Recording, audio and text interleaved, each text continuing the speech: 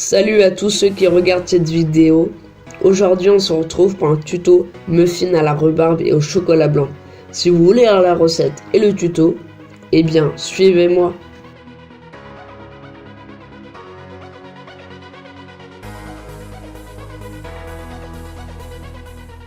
Comme je l'ai dit, on se retrouve pour un tuto muffin à la rhubarbe et au chocolat blanc que j'ai pris dans ce livre Larousse, pages 116 et 117.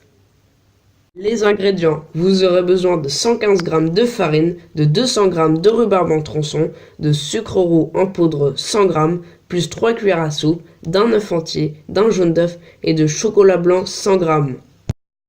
Ingrédient oublié numéro 1, un demi-yaourt nature. Ingrédient oublié numéro 2, 3 cuillères à soupe d'huile d'olive. Le dernier ingrédient oublié, un demi-sachet de levure chimique. Première étape, placez la rhubarbe 5 minutes à feu doux dans une casserole avec 3 cuillères à soupe de sucre en mélangeant fréquemment.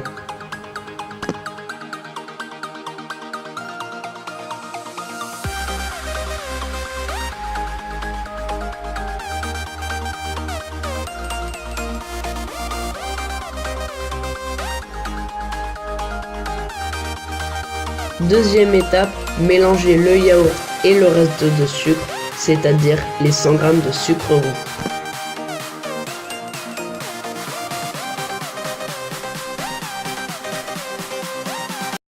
Après, ajoutez les œufs, puis la farine et la levure. Pour les œufs, c'est-à-dire le jaune plus l'œuf entier.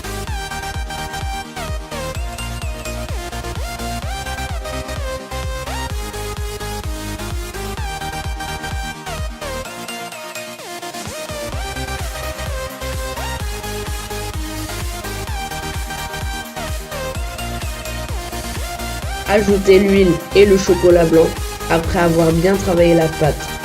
Bon, pour le chocolat blanc, ça devait être du chocolat haché pour moi. Vous allez le voir tout de suite. Mais je l'ai fait en morceaux, j'avais la flemme de le hacher. Du coup, je l'ai fait fondre un petit peu pour l'incorporer à la pâte.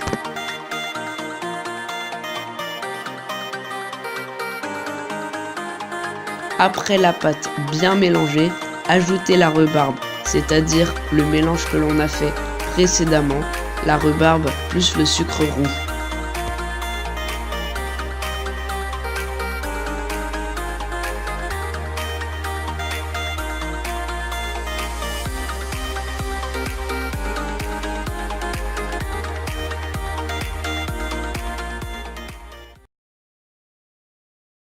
Maintenant que la pâte est prête, versez ça dans des moules à muffins, mais si vous n'en avez pas, comme c'est le cas pour moi, prenez des petites barquettes en aluminium.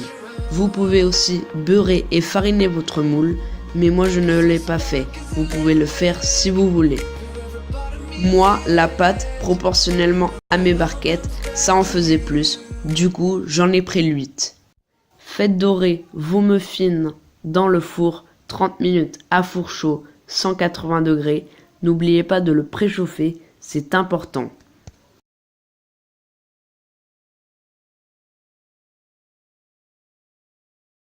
N'oubliez pas de vous abonner, de partager et de liker. C'était Nico Tuto. Bye!